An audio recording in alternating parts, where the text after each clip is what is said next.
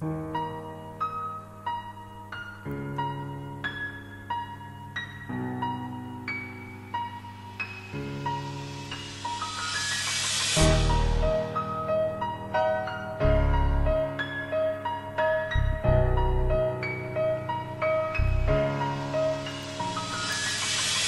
Aoine a Bhí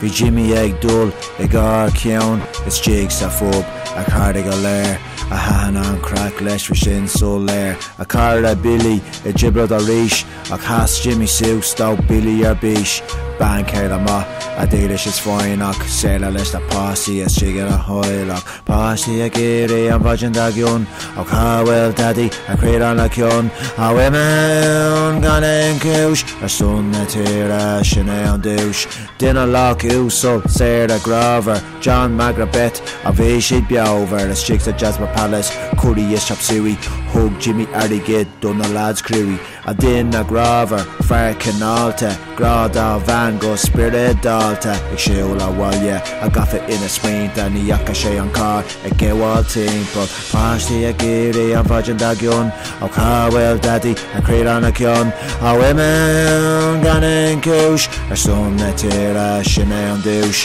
ciann sa bhhaile a séire ag fannacht a fóg sin na Páistí le na bannacht hiúil sé amach is bhí sé ré a gar gan solas ní acha sé é scuir fear óg ucha le ceocht a cré fuair a leis an bhuacht scebhla thar ann a gcuine amach a bhardaigh sé Jimmy go ran amach a Páistí a géirí an mhaidin da gcionn ach bhfuil daddy a Ghrianna gcionn a bhfuil gan an cúis ar son na tíre sin an dúis a duine urc a Ghrianna fua gúna docrúálach a bharí gan dua scuir sé léir a bhfuin le a cligan nílas agam sa ná ní hiigam bhardaigh sé Jimmy le fardaigh is fua da bhard a credaf a craig an trua an talamh Jimmy cafulla éach cred ta Páistí ina gulla Páistí a géirí an mhaidin da gcionn ach bhfuil daddy a Ghrianna gcionn a bhfuil gan an cúis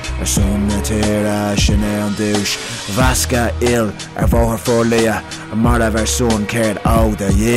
a gra marabh a bantrach é a Páistí gan ahar sa labba ina lí séir mar a bantrach a gra marabh dún far a fár ag fila lecri galamh ahar scéamh foighneach ceanntach neamh pula túla géirí just bheith fiúntach Páistí a géirí an mhaidin da gcionn ach bhfuil daddy a Ghrianna gcionn a bhfuil gan an cúis ar son na tíre sin an dúis a Páistí a géirí an mhaidin da gcionn ach bhfuil daddy a Ghrianna gcionn a bhfuil gan an cúis ar son na tíre sin an dúis a Páistí a géirí an mhaidin da gcionn ach bhfuil daddy a Ghrianna gcionn a bhfuil gan an cúis ar son na tíre sin an dúis